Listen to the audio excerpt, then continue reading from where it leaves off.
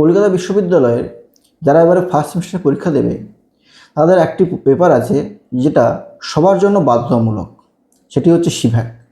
সিভ্যাকের total 100 নম্বরের পরীক্ষা হয়। সিভ্যাকের দুটো পেপার, একটা সিভি আর একটা ইএনভিএস। আজকের আমি সিভির পোর্শনে সাজেশন বলবো।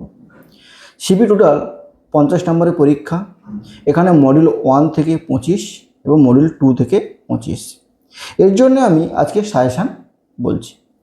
মডিউল 1 1 নম্বর কোশ্চেন, অধিকার কাকে বলে? মৌলিক অধিকারের সাথে অধিকারের পার্থক্য লেখো।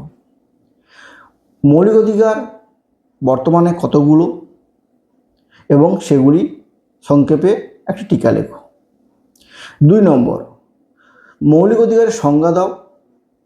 মৌলিক অধিকার হিসাবে সাংবিধানিক প্রতিবেদনের অধিকারটি আলোচনা করো। 3 নম্বর, আইনের অনুশাসনের উপর একটি টিকা লেখো। 4 নম্বর, ক্ষমতা স্বতন্ত্রীকরণ নীতির উপর একটি টিকা লেখো। 5 নম্বর, প্রস্তাবনার ন্যায়, স্বাধীনতা, সাম্য ও সৌভ্রাতৃত্বের উপর একটি টিকা লেখো। এবারে আসি মডিউল 2।